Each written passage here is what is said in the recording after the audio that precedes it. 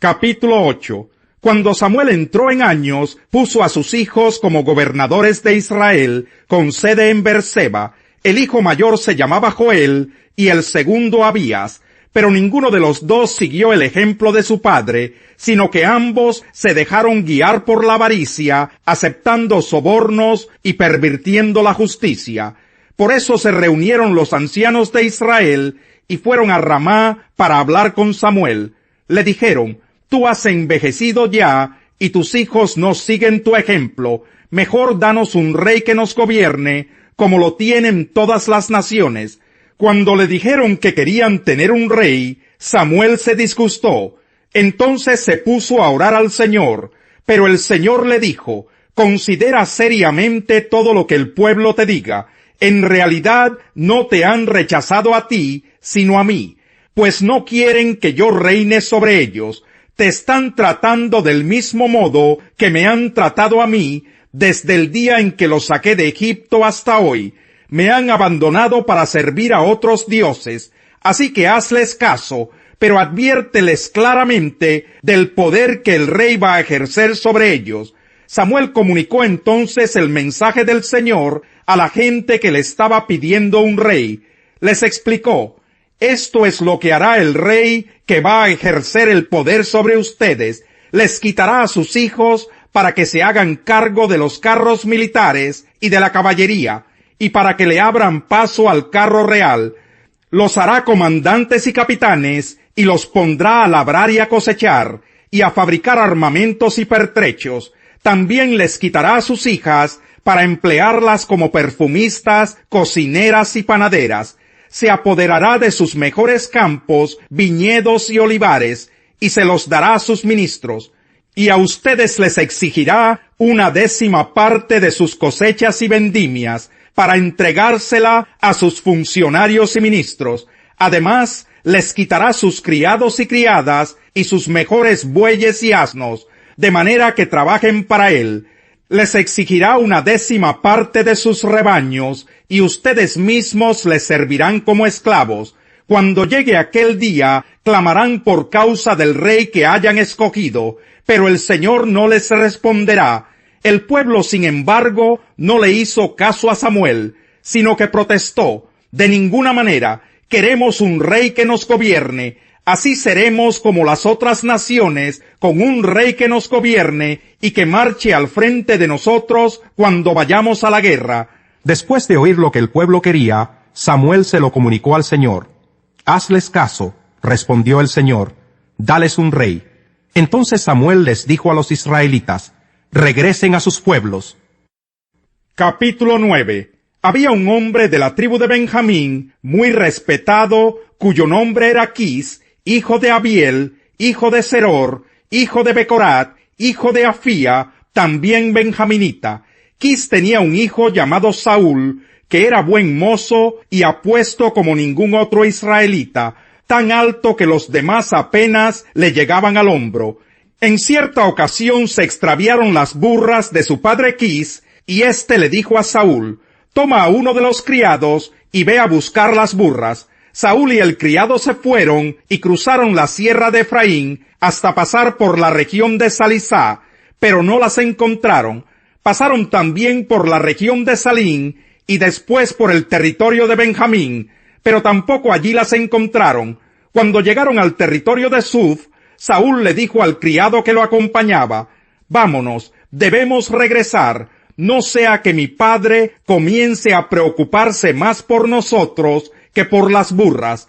El criado le contestó: en este pueblo vive un hombre de Dios que es muy famoso. Todo lo que dice se cumple sin falta. ¿Por qué no vamos allá? A lo mejor nos indica el camino que debemos seguir.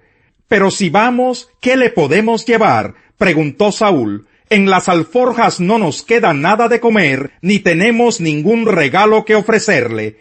Aquí tengo casi 3 gramos de plata, respondió el criado. Se los puedo dar al hombre de Dios para que nos indique el camino. Antiguamente, cuando alguien en Israel iba a consultar a Dios, solía decir: vamos a ver al vidente, porque así se le llamaba entonces al que ahora se le llama profeta. Muy bien, dijo Saúl, vamos.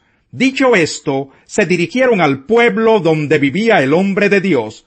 Subían por la cuesta de la ciudad cuando se encontraron con unas jóvenes que iban a sacar agua. Les preguntaron, ¿se encuentra por aquí el vidente? Sí, está más adelante, contestaron ellas. Dense prisa, que acaba de llegar a la ciudad, y el pueblo va a ofrecer un sacrificio en el santuario del cerro.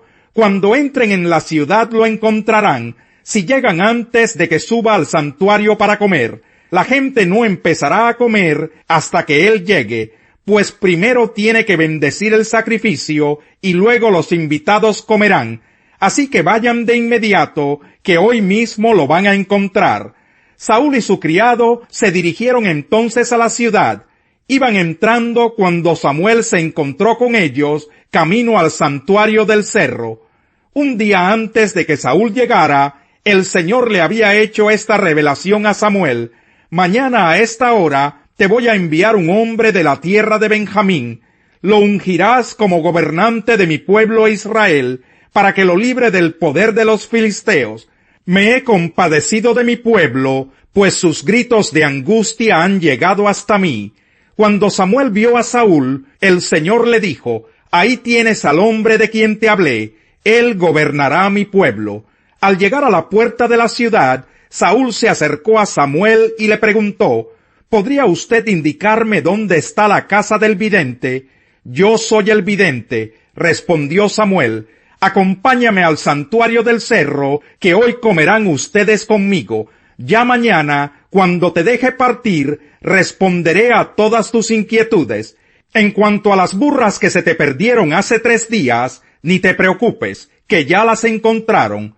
Y agregó, lo que Israel más desea no tiene que ver contigo y con toda la familia de tu padre. ¿Por qué me dices eso? Respondió Saúl, ¿no soy yo de la tribu de Benjamín, que es la más pequeña de Israel, y no es mi familia la más insignificante de la tribu de Benjamín? No obstante, Samuel tomó a Saúl y a su criado, los llevó al salón y les dio un lugar especial entre los invitados, que eran unos 30. Luego Samuel le dijo al cocinero, trae la ración de carne que te pedí que apartaras, y que yo mismo te entregué. El cocinero sacó un pernil entero y se lo sirvió a Saúl. Entonces Samuel dijo, ahí tienes lo que estaba reservado para ti. Come, pues antes de invitar a los otros, tu ración ya había sido apartada para esta ocasión. Así fue como Saúl comió aquel día con Samuel. Luego bajaron del santuario a la ciudad, y Samuel conversó con Saúl en la azotea de su casa. Al amanecer, a la hora de levantarse, Samuel habló con Saúl en ese mismo lugar. Levántate, le dijo, ya debes partir. Saúl se levantó y salieron de la casa juntos. Mientras se dirigían a las afueras de la ciudad, Samuel le dijo a Saúl, dile al criado que se adelante, pero tú quédate un momento, que te voy a dar un mensaje de parte de Dios. El criado se adelantó. Al día siguiente, la multitud que se había quedado en el otro lado del lago se dio cuenta de que los discípulos se habían embarcado solos. Allí había estado una sola barca, y Jesús no había entrado en ella con sus discípulos. Sin embargo, algunas barcas de Tiberíades se aproximaron al lugar donde la gente había comido el pan después de haber dado gracias al Señor. En cuanto la multitud se dio cuenta de que ni Jesús ni sus discípulos estaban allí, subieron a las barcas y se fueron a Capernaum a buscar a Jesús. Cuando lo encontraron al otro lado del lago le preguntaron, Rabí, ¿cuándo llegaste acá? Ciertamente les aseguro que ustedes me buscan no porque han visto señales, sino porque comieron pan hasta llenarse. Trabajen, pero no por la comida que es perecedera, sino por la que permanece para vida eterna, la cual les dará el Hijo del Hombre.